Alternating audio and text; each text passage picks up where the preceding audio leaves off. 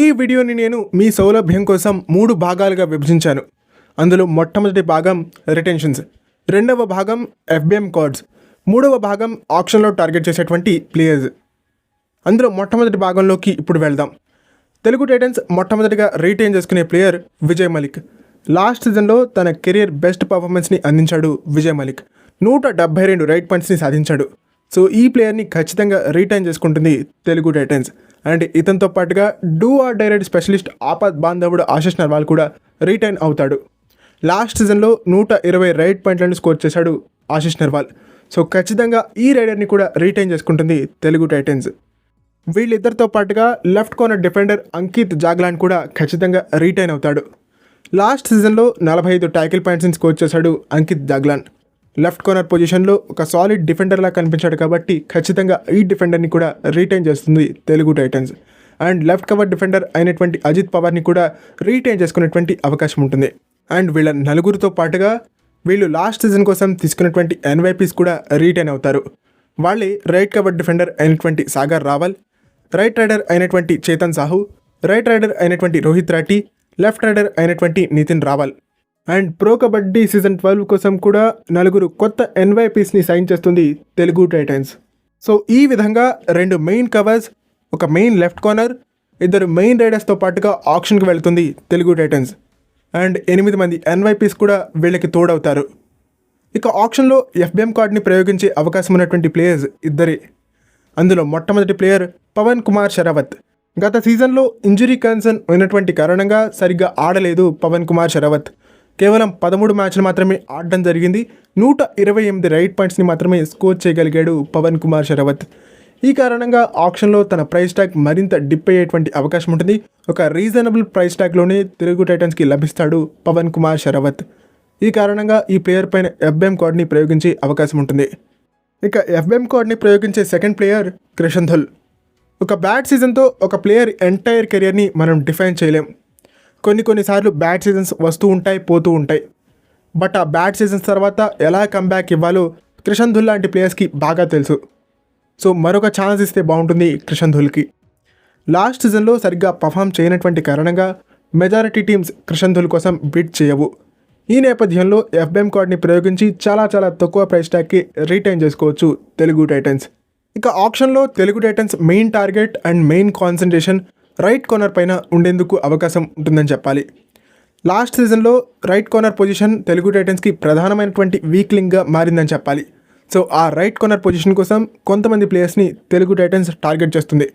వాళ్ళలో మొట్టమొదటి ప్లేయర్ రాహుల్ సేత్పాల్.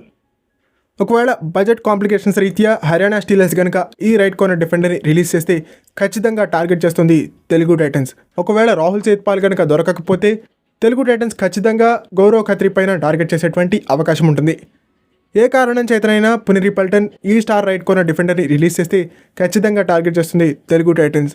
ఒక మంచి బడ్జెట్ ఇచ్చి ఈ రైట్ కార్నర్ డిఫెండర్ని సొంతం చేసుకోవాలని చూస్తుంది తెలుగు టైటన్స్. ఒకవేళ వీళ్ళిద్దరూ కూడా దొరకకపోతే వాళ్ళకి థర్డ్ ఆప్షన్ బెస్ట్ ఆప్షన్ అవుతాడు ఆమీర్ హుసేన్ బాస్తామి. లాస్ట్ సీజన్లో తమిళ తలైవాస్ తరఫున ఎక్స్ట్రాడినరీ పర్ఫార్మెన్స్ని కనబరిచాడు ఆమీర్ హుసేన్ బాస్తామి.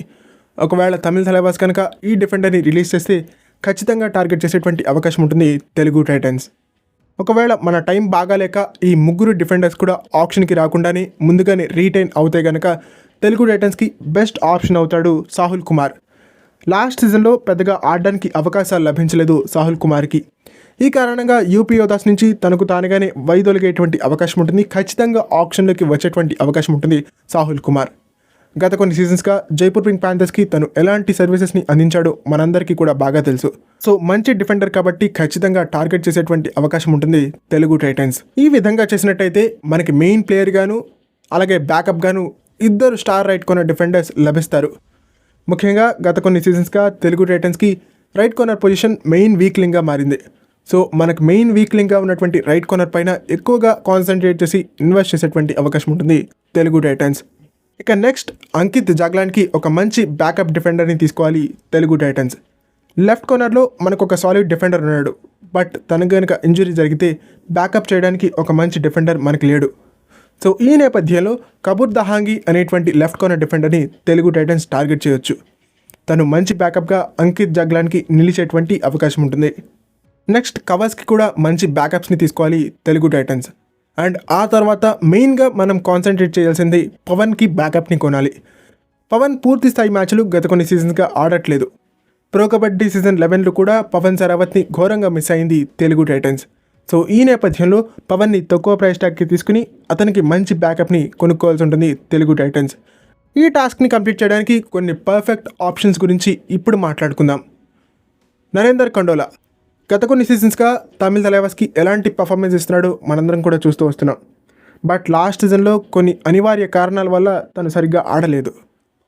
కానీ వచ్చే సీజన్లో మంచి కంబ్యాక్ ఇచ్చేటువంటి అవకాశం ఉంటుంది నరేందర్ కండోలా. ఒకవేళ నరేందర్ కండోలా మనం అనుకున్నటువంటి బడ్జెట్లో రాకపోతే గనక తెలుగు టైటన్స్కి పర్ఫెక్ట్ ఆప్షన్స్ అవుతారు ఇద్దరు యంగ్స్టర్స్. పునేరి పల్టన్, ఆకాష్ షిండే, ఆదిత్య షిండే వీళ్ళిద్దరిలో ఎవరో ఒకరిని ఖచ్చితంగా రిలీజ్ చేస్తుంది.